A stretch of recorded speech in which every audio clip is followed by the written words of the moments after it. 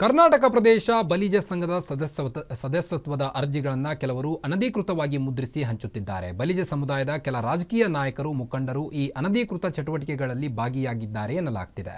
ಸಂಘದ ಸದಸ್ಯತ್ವ ಶುಲ್ಕವನ್ನು ತಾವೇ ಪಾವತಿಸುವುದಾಗಿ ಹೇಳಿಕೊಂಡು ರಾಜ್ಯಾದ್ಯಂತ ಸಮುದಾಯದ ಸದಸ್ಯರಿಂದ ಸಹಿ ಪಡೆಯುತ್ತಿದ್ದಾರೆ ಅನ್ನೋ ಗಂಭೀರ ಆರೋಪ ಕೇಳಿಬಂದಿದೆ. ಈ ವಿಚಾರವಾಗಿ ಬಲಿಜ ಸಮುದಾಯದ 5 ಯುವಕರು ತೀವ್ರ ವಿರೋಧವನ್ನು ವ್ಯಕ್ತಪಡಿಸಿದರು. ಚಾಮರಾಜಪೇಟೆಯ ಶ್ರೀ ಶಾರದಾ ಭವನದಲ್ಲಿ ಕಳೆದ 3 ದಿನಗಳಿಂದ ಅಮರನಾಥ್ ಉಪವಾಸ ಸತ್ಯಾಗ್ರಹ ಕೈಗೊಂಡಿದ್ದರು. ಸತ್ಯಾಗ್ರಹ ಹಿನ್ನೆಲೆ ಇಂದು ಬಲಿಜ ಸಮುದಾಯದಲ್ಲಿ ಅನಧಿಕೃತ ಸದಸ್ಯತ್ವವನ್ನು ಪರಿಗಣಿಸಲ್ಲ ಅಂತ ಸಮುದಾಯದ ನಾಯಕರು ಭರವಸೆ ಕೊಟ್ಟರು. ಆ ಬಳಿಕ ತಮ್ಮ ಅನಿರ್ದಿಷ್ಟಾವಧಿ ಉಪವಾಸ ಸತ್ಯಾಗ್ರಹವನ್ನು ವಾಪಸ್ ತೆಗೆದುಕೊಂಡಿದ್ದಾರೆ.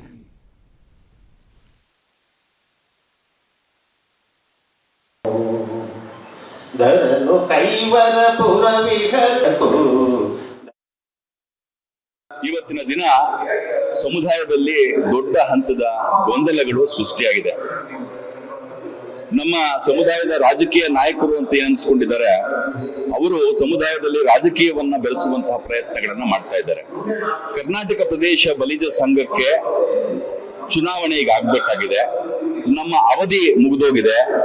ನಮ್ಮ ಅವಧಿ ಮುಗಿದ ನಂತರ ನಾವು ಹೊಸ ಸದಸ್ಯತ್ವವನ್ನ ಕೊಡುವಂತಹ ಅಧಿಕಾರ ನಮಗೆ ಇಲ್ಲ ಅನ್ನುವಂತಹ ಒಂದು ವಿಚಾರವನ್ನ ಕೋರ್ಟ್ ಸ್ಪಷ್ಟವಾಗಿ ಹೇಳಿದ್ರೂ ಕೂಡ ಇವತ್ತು ಸಮುದಾಯದ ನಾಯಕರೇ ಯಾರಾಗಿದ್ದಾರೆ ಅವರು ಇವತ್ತು ಬೀದಿಯಲ್ಲಿ ಕರ್ನಾಟಕ ಪ್ರದೇಶ ಬಲಿಜ ಸಂಘದ ಅನಧಿಕೃತ ಅರ್ಜಿಗಳನ್ನ ಅವರೇ ಪ್ರಿಂಟ್ ಮಾಡಿ ಅವರೇ ದುಡ್ಡನ್ನು ಕೂಡ ಕೊಟ್ಟು ಲಕ್ಷಾಂತರ ರೂಪಾಯಿ ಡಿಡಿಗಳನ್ನು ಕೂಡ ತೆಗೆಸಿ ಇವತ್ತು ಆ ಒಂದು ಮೆಂಬರ್ಶಿಪ್ ಅರ್ಜಿಗಳನ್ನ ನಮ್ಮ ಸಂಘಕ್ಕೆ ಪೋಸ್ಟ್ ಮಾಡುವಂತಹ ಕೆಲಸಗಳನ್ನ ಮಾಡ್ತಾ ಇದ್ದಾರೆ.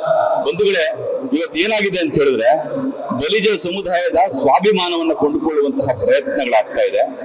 ಸದಸ್ಯತ್ವ ಅನ್ನುವಂಥದ್ದು ಬಲಿಜ ಸಮುದಾಯದ ಎಲ್ಲರ ಹಕ್ಕು.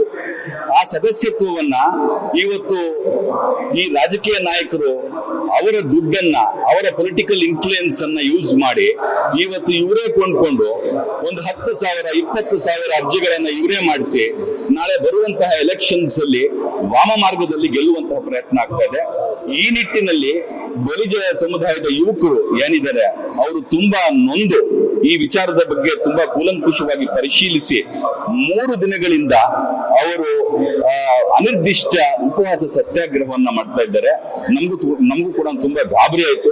ಈ ನಿಟ್ಟಿನಲ್ಲಿ ನಾವೆಲ್ಲರೂ ಕೂಡ ಬಂದು ಅವರ ಜೊತೆಯಲ್ಲಿ ನಾವು ಕೂಡ ನಿಂತು ಇದು ಯಾವುದೇ ಹಂತಕ್ಕೆ ಹೋದ್ರೂ ಕೂಡ ಈ ರೀತಿಯಾದಂತಹ ವಾಮ ಮಾರ್ಗದಲ್ಲಿ ಬರುವಂತಹ ಮೆಂಬರ್ಶಿಪ್ ಅಪ್ಲಿಕೇಶನ್ಸ್ ಅನ್ನ ನಾವು ಯಾವುದೇ ಕಾರಣಕ್ಕೂ ಕೂಡ ಸ್ವೀಕರಿಸಲ್ಲ ಅನ್ನುವಂತಹ ವಿಚಾರವನ್ನ ಕೂಡ ನಾನು ಈಗ ಹೇಳ್ತಾ ಇದ್ದೇನೆ.